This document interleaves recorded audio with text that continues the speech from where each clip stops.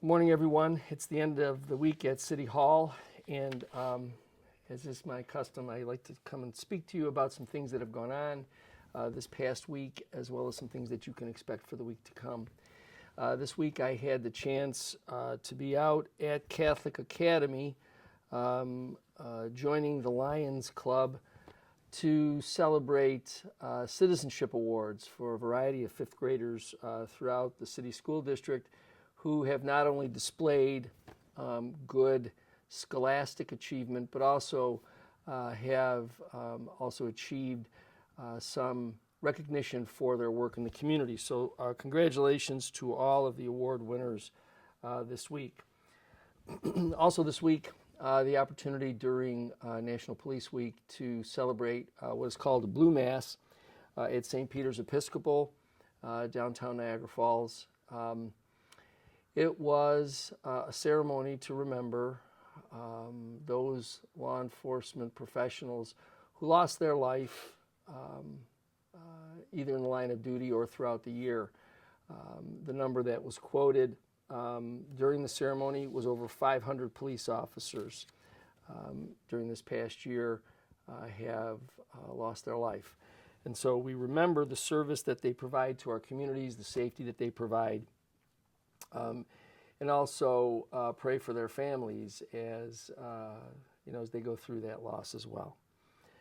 This coming week, we will dedicate a historical marker at the Niagara Falls train station. It will commemorate the capture of a Confederate soldier.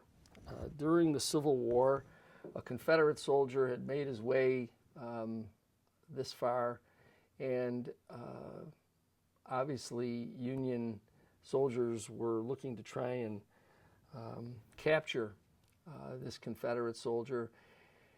And as the soldier was trying to make his way, I think, in his escape into Canada, he was captured at our train station and obviously brought to justice. My recollection with this Confederate soldier is that he was responsible with regard to some spying activities to assist the Confederacy in some of their attacks on Union positions.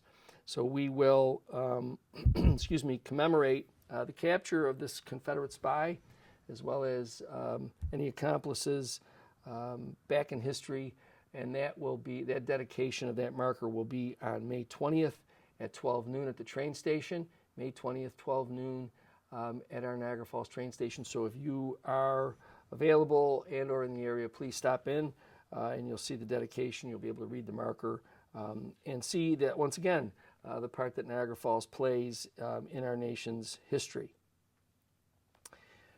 On the 21st, we will be celebrating again. We'll actually have the opportunity to enjoy Porch Fest in the Park Place Historic District, which is just west of City Hall. Many of the residents have entertainers performing right on their front porch, and there's refreshments. It's an opportunity for people to go into that community to enjoy the music, bring a chair, sit on the front lawn and just listen to the music and visit with neighbors. So if you're also available on the 21st at 12 noon, Spring 2023 Porch Fest in the Park Place Historic District. The city market, as you know, is a focus of this administration, our attempt to strengthen the city market. And the city market events schedule has been posted and will be available for your viewing at our website. Market hours are Monday, Wednesday, and Friday from 8 a.m. until 3 p.m. And this coming month, June 21st, there will be a car show at the City Market. That will be an evening event, 6 to 8.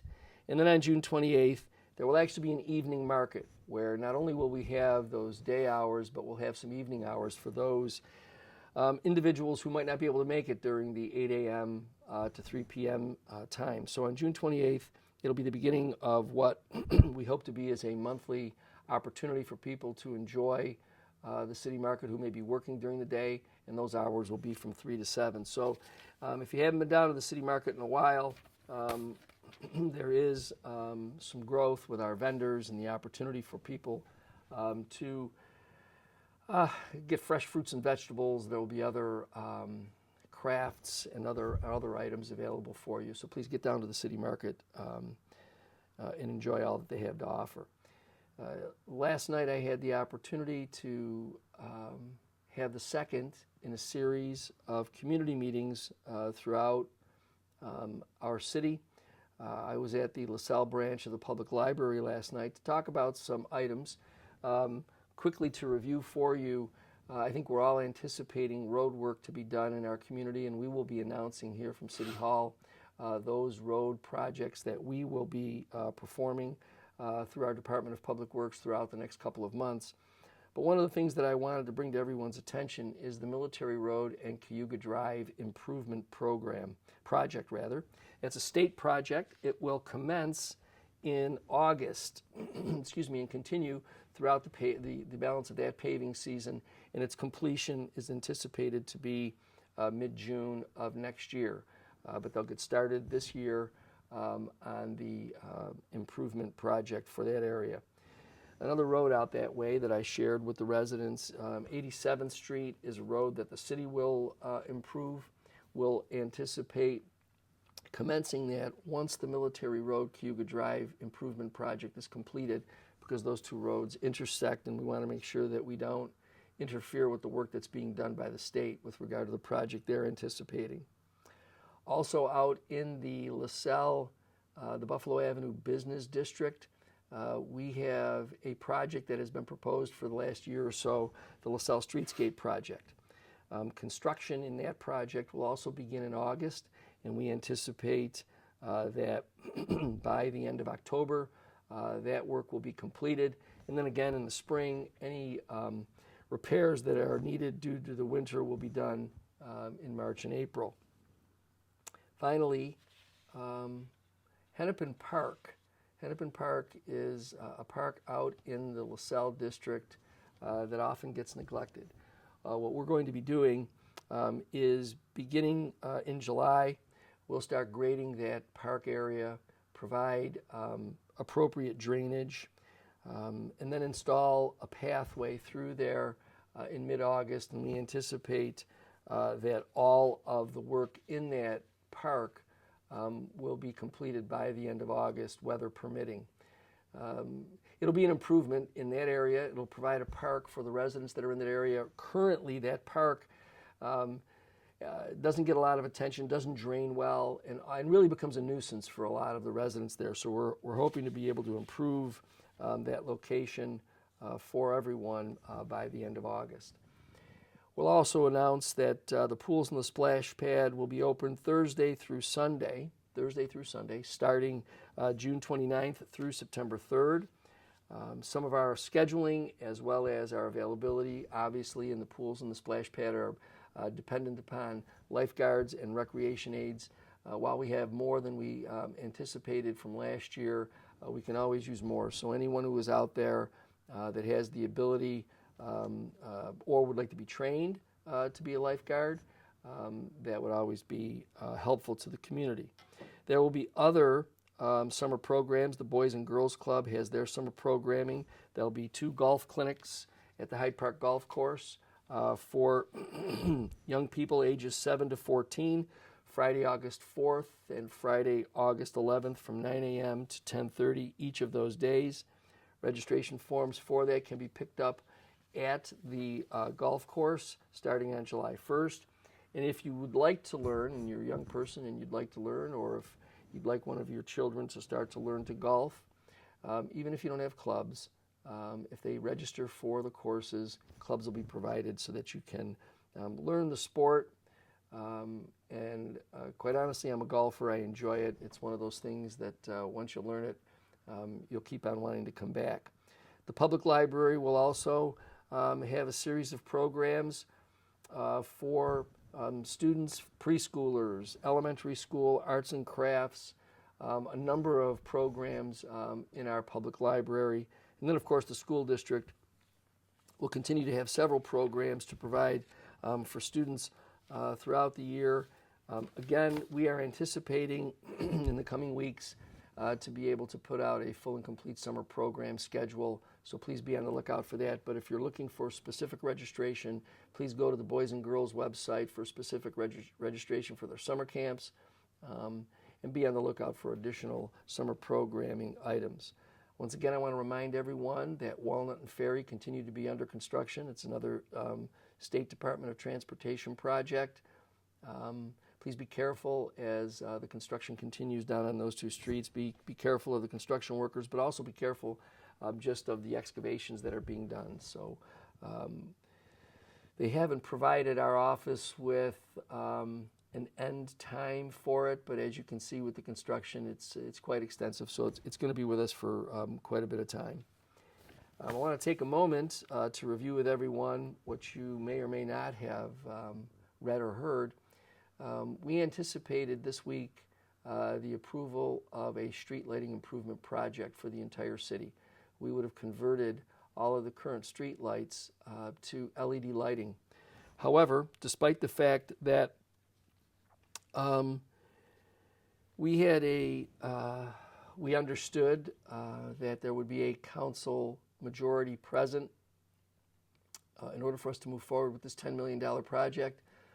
Two of the council members who were available chose not to appear, did not bother to indicate to their colleagues or to this office that they were not going to be able to appear. And in fact, one of the council members, Councilmember Miles, had indicated that he was coming. Told me a week in advance that he was going to in fact be here and that he was in agreement with the items that were on the agenda. For whatever reason, he as well as the other council member chose not to appear, thereby ending the opportunity for us to engage in the streetlight project. Why is it ended?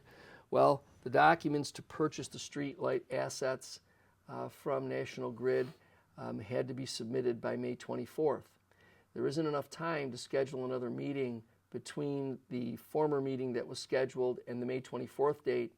And the May 24th date, which is also a council, regularly scheduled council meeting, wouldn't be in time to get those documents to National Grid by May 24th, obviously. Now, the other thing that's sort of difficult is the scheduling that the council has made with regard to their meetings. They have scheduled meetings, one in the beginning of the month and one in the end of the month. So the entire middle of the month, they don't meet, which creates difficulties when we're trying to get some projects accomplished. But it's unfortunate. The project, the street lighting project, would have saved the city in energy costs annually between $800,000 and $1 million. So the inability of these council members to come and fulfill their duty, the oath of office that they took, it's just beyond me. But again, we'll continue to move forward with other projects that we have, and my hope is that they will at some point have some explanation for why they would turn their back on the community and not bother to come in and take advantage of this $10 million improvement project. Finally, you know that over the last several weeks I've been talking to you about Niagara Falls redevelopment and the Milstein Group. They certainly don't disappoint when it comes to the kinds of things that they like to do, just to show how much they don't care about this community. You know, they made this big announcement about a project that they wanted to develop, a data mining center project down in the downtown area. Certainly an area not zoned for that, and certainly not an appropriate use for the property downtown. But rather than go about the business of what you would do with construction, file plans, get permits, go forward with architecture, design, and construction, they hired a PR firm, not a construction firm, public relations firm. That's the first red flag. We're more interested in how we look than what we do. That's their motto. Then, A year ago in May, this administration was threatened by NFR that if we didn't discontinue the eminent domain proceeding, they were, quote, going to speak to their friends in Albany. And just this past week, sort of making good on their threat, NFR registers as a state lobbyist. So, rather than really advance the project that they claim they have, they hire a public relations firm in an effort to try and make themselves look good. And they want to make good on their threat of talking with their friends about this project by registering as a lobbyist so that they can go into Albany and start the process of trying to undermine what this community needs to grow its hospitality workforce. Just another example of how this group really doesn't care about the development of this community. All they care about are the things that matter to them, and that is whatever their reason is for holding that property and doing nothing, and obviously not being interested in any development on the 142 acres that they have. So, again, I ask people simply don't be fooled by their crazy public relations campaign. If it really was for real, they would be building things. There's nothing to stand in their way. They've chosen not to do that, and they've chosen not to do that because it doesn't really exist. So, again, we're going to move forward. We anticipate the final arguments with regard to our right to obtain the property being done this month, and then hopefully between now and the end of the year have acquisition of the property completed so that we can start the project moving forward. I understand, again, taking a look at the weekend weather, that tomorrow might be a little bit messy. So please be careful if you're out and around. Otherwise, I hope that this past weekend, all of the mothers and grandmothers and godmothers and people who have acted as a mother to any of us enjoyed their Mother's Day weekend. This weekend, please be careful. Enjoy some of the events that are going to be out there. I also know that the Hyde Park Little League will be opening this weekend. So please, if you're out and about, enjoy yourself, and I look forward to talking to you again next week.